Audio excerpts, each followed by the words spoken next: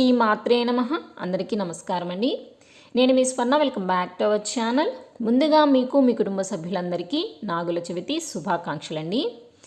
ఈరోజు ఈ వీడియోలో మంచి సంతానం కోసం, శీఘ్ర వివాహం, దీర్ఘకాలిక అనారోగ్యం ఉన్నా కూడా కుజదోషం, కాలసర్పదోషం తొలగిపోవటకు నాగుల చవితి రోజున పుట్ట వద్ద అలాగే ఇంట్లోనూ పూజ ఏ విధంగా చేసుకోవాలి, పూజ చేసుకునేవారు తప్పకుండా పాటించవలసిన నియమాలేమిటి, ఉపవాసం ఏ విధంగా ఉండాలి, ఎటువంటి మంత్రాలను చదువుకోవాలి, నైవేద్యంగా ఏమి సమర్పించాలి, ఇలాంటి అన్ని విషయాల గురించి ఈరోజు ఈ వీడియోలో మీకు వివరంగా తెలియజేస్తానండి.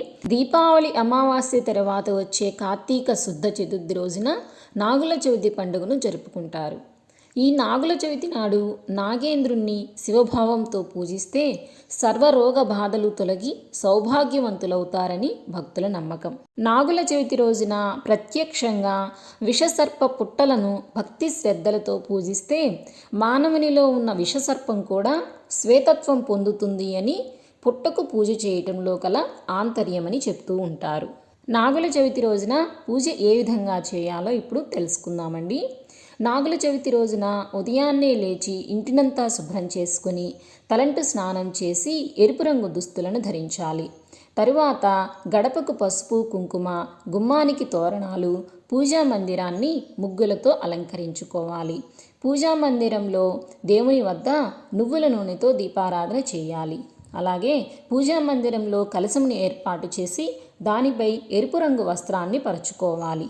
నాగేంద్ర స్వామి ప్రతిమను కానీ లేదా ఫోటోని కానీ పూజకు ఉపయోగించాలి. పూజకు మందార పూలు, ఎర్ర గులాబీలు, ఏవేని ఎర్రటి పువ్వులను పూజకు ఉపయోగించాలి.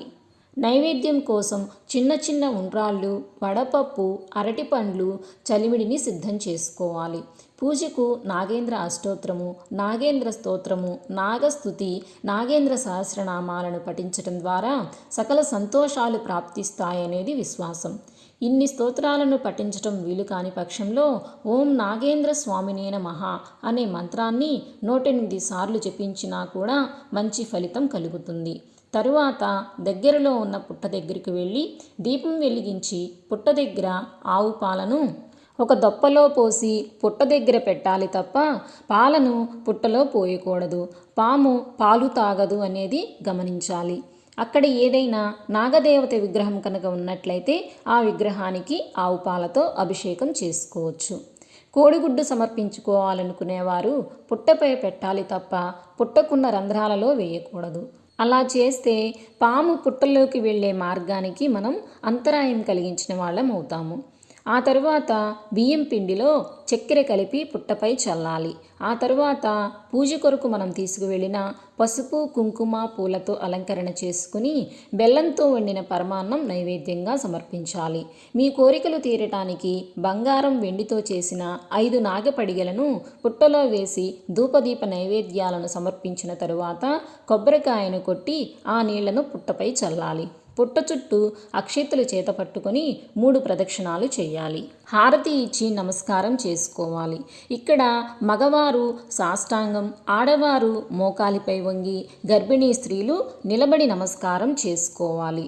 సంతాన సమస్యలు ఉన్న స్త్రీలు పుట్టపై ఉన్న తడి మట్టిని కొంత తన చేతితో తీసుకుని పొట్ట భాగంలో రాసుకోవాలి. ఇలా చేస్తే పిల్లలు కాని వారికి గర్భ సంబంధమైన దోషాలకు చక్కటి తరుణోపాయం అవుతుంది. ఈ విధంగా ఈ రోజున నాగదేవతను భక్తి శ్రద్ధలతో పూజిస్తే సమస్త దోషాలకు చక్కటి నివారణ మార్గం అవుతుంది. ఈ రోజున గుడికి వెళ్ళలేని వారు ఇంట్లోనే పిండితో పుట్ట ఆకారం తయారు చేసుకుని అందులో పాము ప్రతిమను పెట్టి పూజ చేసి పాలు పోయవచ్చు. ఇది కాకుండా వెండి సర్ప ప్రతిమకు కూడా పాలాభిషేకం చేయవచ్చు. అంతేకాకుండా ఈరోజు నాగదేవతను మల్లెపూలతో పూజిస్తే భార్యాభర్తలు అన్యోన్యంగా ఉంటారు. సన్నజాజి పువ్వులు, కలువ పువ్వులతో పూజిస్తే గృహయోగం కలుగుతుంది. బిల్వపత్రాలతో అర్చిస్తే సిరి సంపదలు కలుగుతాయి. పసుపు రంగు పూలతో పూజిస్తే దీర్ఘకాలికంగా ఏమైనా అనారోగ్యం ఉన్నా కూడా తొలగిపోతుంది. అంతేకాకుండా ఈ రోజున రావి చెట్టు కింద ఉన్న జంట నాగులను పూజిస్తే మంచి ఫలితాలు కలుగుతాయి. ఈ రోజున పగలంతా ఉపవాసం ఉండి రాత్రికి భోజనం చేయాలి. ఒకవేళ అలా ఉండలేని వారు పూజ పూర్తి చేసుకున్న తర్వాత భోజనం చేయవచ్చు. ఈ రోజున పూజ చేసేవారు పాటించవలసిన నియమాలేమిటో తెలుసుకుందాము. బ్రహ్మచర్యం పాటించాలి, మంచం మీద పడుకోకూడదు, బయట వండిన పదార్థాలను తినకూడదు, మాంసాహారాన్ని ముట్టుకోకూడదు. ఒకవేళ మీ ఆరోగ్యం బాగోలేకపోతే మంచం మీద ఉన్న బెడ్ను తీసేసి ఉతికిన చాపను వేసుకుని పడుకోవాలి. ఈ రోజున మట్టి తవ్వటం లాంటిది, చెట్లు నరకటం లాంటివి అస్సలు చేయకూడదు.